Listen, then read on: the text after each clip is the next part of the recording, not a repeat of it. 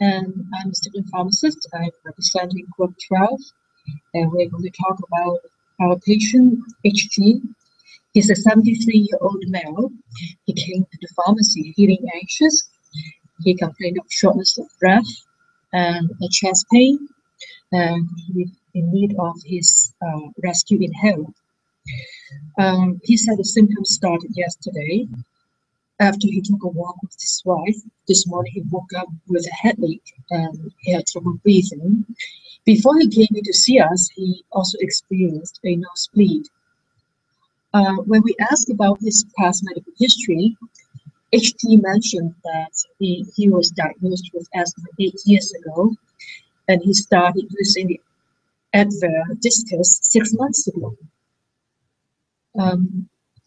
Based on his medication list, we think HG is hypertensive, but HG did not bring that up himself. HG said his asthma has been under control. He would only need to use his rescue inhaler once or twice a month after strenuous exercise.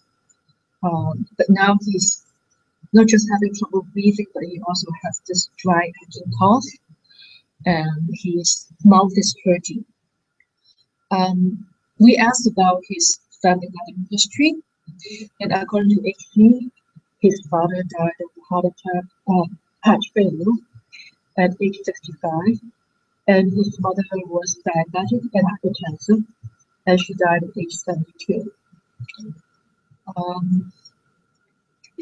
HG denied ever smoking, and he said he only drinks once a week, 1 beer on Saturday at Elks Club. He didn't mention caffeine use, and he didn't bring up any illicit drug use. He said he sometimes would need his rescue inhaler after strenuous exercise. So we assume that every now and then he would exercise, but we don't know what he does for exercise or how often he does it. When we asked about his allergies, he said he must be allergic to his inhaler. He's currently on 3 medications. He enrolled the rescue inhaler, which is to inhale 1 to 2 puffs by mouth every 4 to 6 hours as needed. Of course, the Advair Discus, and also he's on lisinopril 10 mg. Is to take the Advair twice a day, 1 puff, and the lisinopril 10 mg, 1 tablet every day. When we took his vitals, we noticed that he has very high blood pressure. His systolic is 190 and his diastolic is 122. His heart was beating fast at 100 per minute.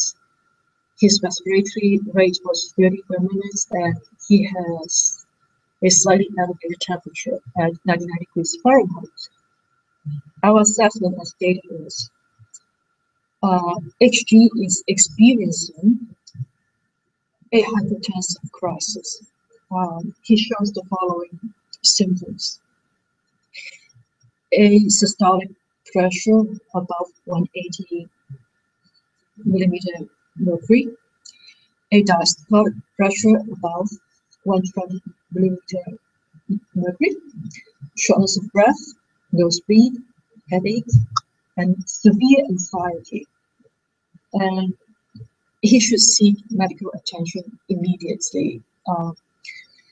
The shortness of breath and chest pain could be signs of organ damage, and uncontrolled blood pressure could also lead to other bad things such as stroke, pulmonary edema, impairment of his kidneys and such.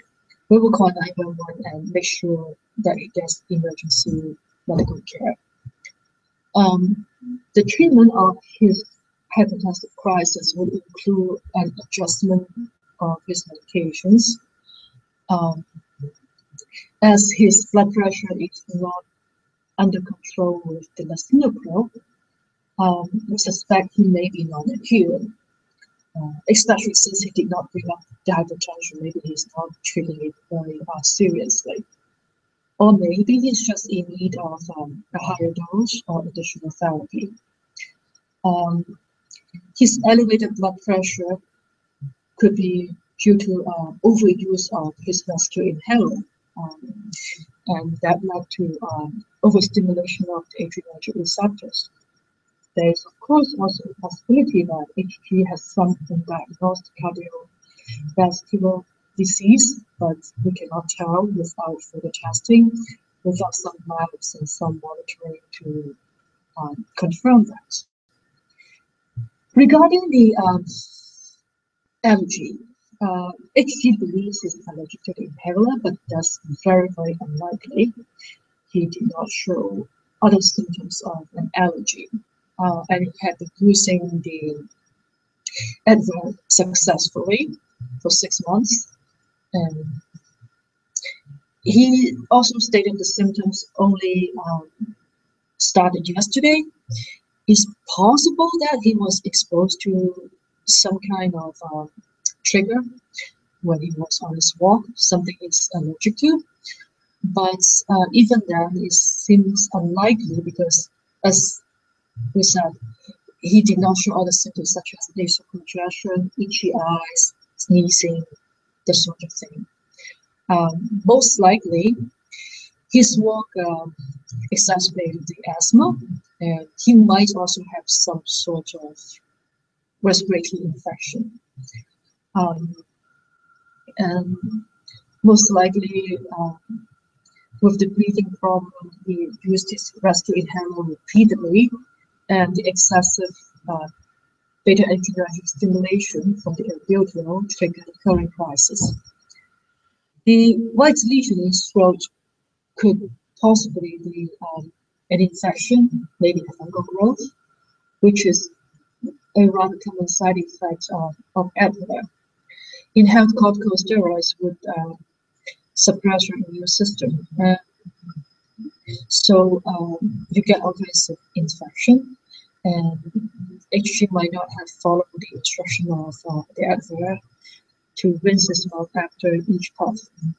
So his blood pressure is wheezing, the cough, the elevated temperature could also be signs of an infection. Alternatively, of course, the dry hacking cough could be some sort of a side effect from his medication. Both the Advair and the lisinopril could cause cough. Our plan for HG, first and foremost, is that he should go to the ER as soon as possible. We will call 911. And in the meantime, we will try to keep him calm and comfortable. We will notify his wife. He probably will need companionship at the ER. As part of patient education, we plan to train him to monitor his blood pressure and keep a log of daily readings. The information could be used by his doctor to adjust the treatment regime. When his hypertensive crisis is resolved, we plan to work with his doctor to adjust his lisinopril dosage and maybe add other therapy options. We will also coach HG on lifestyle changes. Maybe you should watch out for the sodium intake and adopt a DASH diet so he eats more healthily. If his dry hacking cough persists, that could be some kind of adverse effect from the lisinopril. Maybe you discuss with his doctor about changing the medication. HG may need an alternative to his Advair because of the increased risk of this oral and respiratory infection. So, suppose his asthma is under control, his doctor may want to taper off the Advair use and switch to a substitute like montelukast to manage the disease with a slightly different approach. He definitely should follow up with his doctor about the white lesion in the back of his throat. it is possible that is candidiasis, some kind of fungal growth, and in that case, it should be placed on a fungal medication. Antifungals would often interact with the area. In that case, we need to watch out for drug interaction and maybe adjust the drug treatment. If the lesion was caused by bacterial infection, then HG should be started on a course of antibiotics. HG should also watch out for adverse effects of his prolonged inhaling corticosteroid use. The most notable adverse effects in this case would be glaucoma and osteoporosis, both of which will affect older people. So we would recommend that HG has his eyes examined every 6 to 12 months, and he should have his bone density measured and monitored. Finally, HG should consult his doctor about keeping an asthma diary, keeping a record of his daily peak expiratory flow, and also his symptoms and triggers. This would give us a better idea as to whether his asthma is really under control, and by evaluating the effectiveness of treatment and adjusting them, we can get a better outcome for HG. So this concludes our evaluation of HG situation. Thank you.